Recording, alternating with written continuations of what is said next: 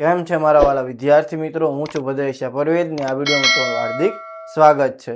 તો આગળ આપણે સ્વાધ્યાય 13.2 માં 1 થી 3 દાખલા જોઈ ચૂક્યા છીએ.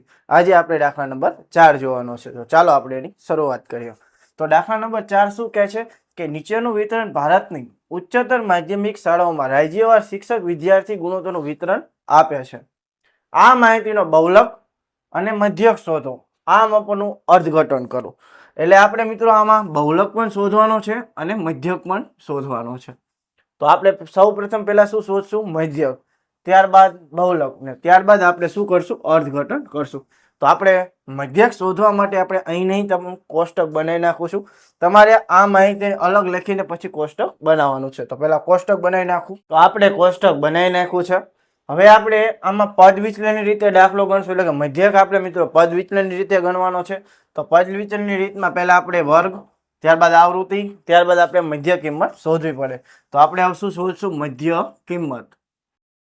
મધ્ય કિંમત એટલે કે xi. તો 15 અને 20 નો સરવાળો, 15 અને 20 નો સરવાળો કેટલો થાય મિત્રો? 35. 35 ભાગ્યા 2 કરો તો કેટલા મળે? 17.5. તો આપણે 17.5 લખવા પડશે. ત્યારબાદ 20 ને 25 કેટલા થાય? 45. 45 ના અડધા કેટલા થાય? 22.5. આ રીતે 5 નો ગાળો છે. તો આપણે એ રીતે લખી નાખી. તો આપણે મિત્રો મધ્ય કિંમત પણ લખી નાખી છે.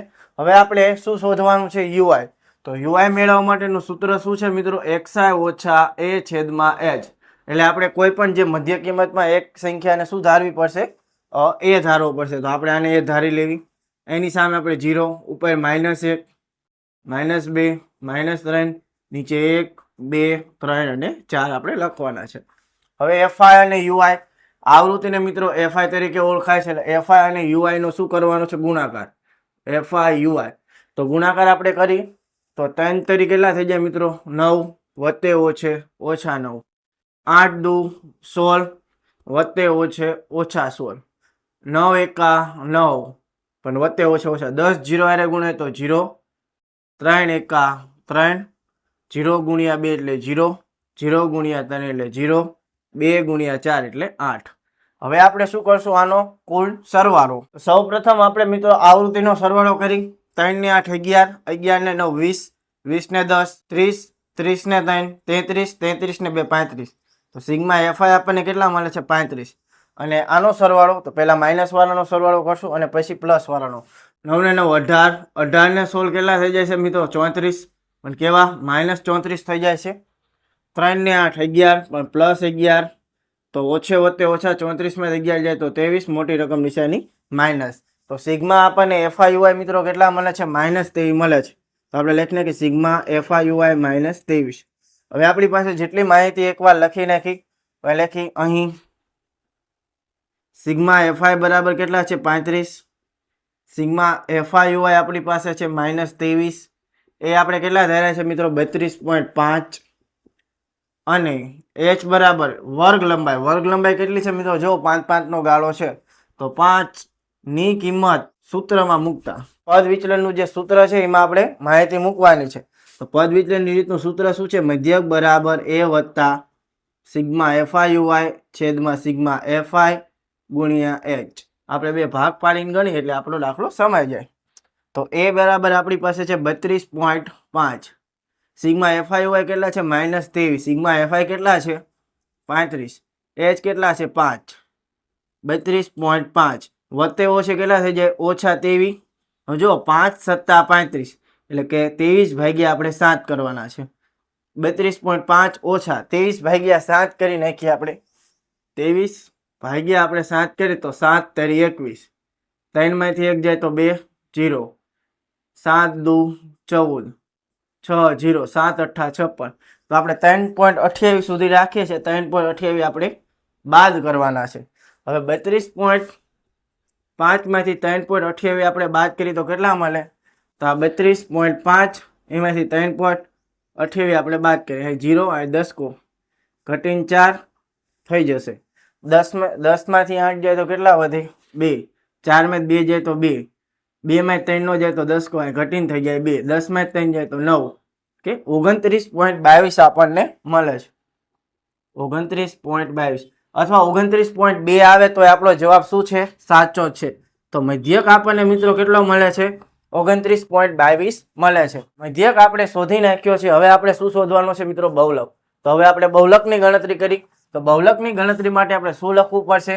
તો સૌ પ્રથમ આપણે મોટી આવૃત્તિ જોવી પડશે. સૌથી મોટી આવૃત્તિ મિત્રો કઈ છે આમાં? તો સૌથી મોટી આવૃત્તિ મિત્રો F1 જે હોય એને આપણે F1 કહીએ છીએ. આગળની આવૃત્તિને F0, એના પછીની આવૃત્તિને આપણે F2 કહીએ છીએ. સૌથી મોટી આવૃત્તિ સામેનો વર્ગ એટલે આને શું કહેવાય? બહુલક વર્ગ. એટલે પેલી જે સંખ્યા છે એને શું કહીશું? L. અને H એટલે વર્ગ લંબાઈ તો આપણી પાસે 5 છે જ. તમારે આમાં નથી એવી રીતે લખવાનું. તમારી પાસે જે રકમ હોય એમાં આ રીતે લખવાનું છે. તો આ બધી માહિતી આપણે એકવાર લખી નાખી. તો ચાલો, અહીં મહત્તમ આવૃત્તિ કેટલી છે મિત્રો? 10 છે. 10 છે અને તેને અનુરૂપ વર્ગ. બોલો, મહત્તમ આવૃત્તિને અનુરૂપ વર્ગ શું છે? 30 35 છે. તો લખશું 30 35 છે.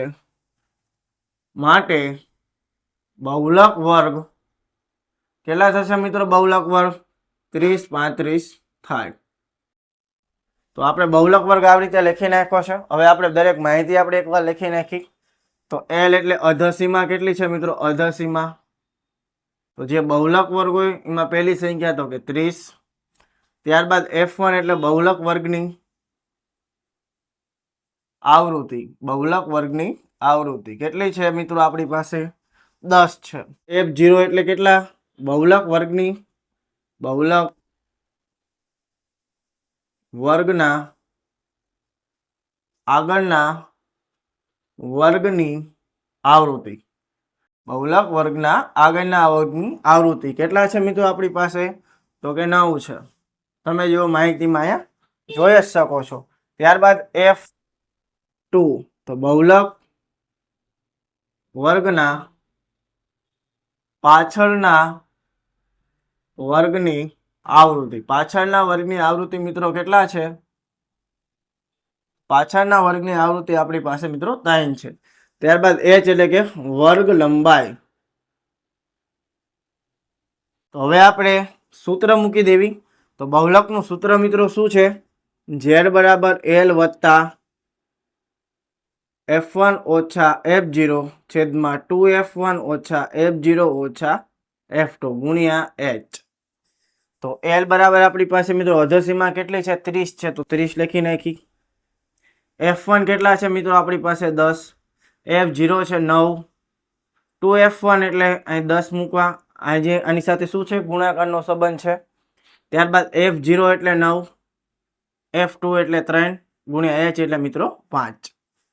30 વત્તા 10 માંથી 9 જાય તો 1 વધે. 10 દુ 20 ઓછે વત્તા 9 ને 3 કેટલા થઈ જાય મિત્રો? 12 ગુણ્યા 5.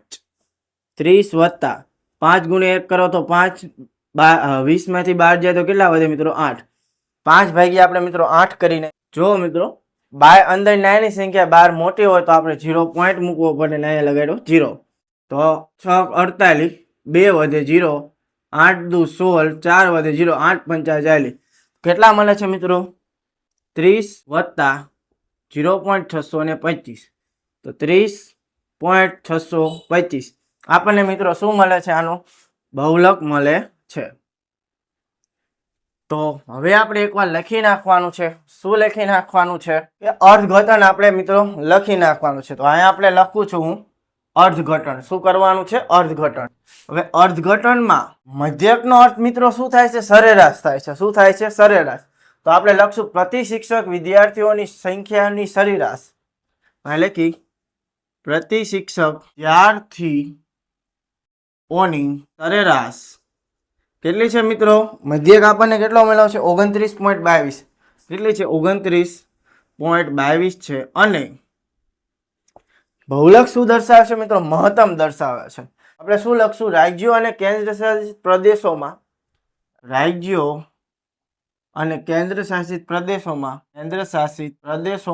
પ્રતિ શિક્ષક વિદ્યાર્થી મહત્તમ 30.625 છે. તો આપણે મિત્રો અર્થઘટન પણ મિત્રો અહીં કરી નાખ્યું છે. તો આપણે ચોથા દાખલામાં મિત્રો બહુલક, મધ્યક અને અર્થઘટન કર્યું છે. તો દાખલો મિત્રો એકદમ સહેલો છે. તમે જોઈ શકો છો. એકવાર એવું બને તો સ્ક્રીનશોટ પણ પાડી લો. તો અહીં એટલું આપણે મિત્રો રાખીએ છીએ. હવે મળશું નેક્સ્ટ વિડીયોમાં, જેમાં આપણે બીજા બહુલકના દાખલા જોવાના છે. જો વિડીયોમાં મજા આવી હોય તો વિડીયોને લાઈક, ચેનલને સબસ્ક્રાઈબ અને વિડીયોને શેર કરવાનું મિત્રો ભૂલતા નહીં. તો ચાલો બાય. જય હિન્દ, જય ભારત.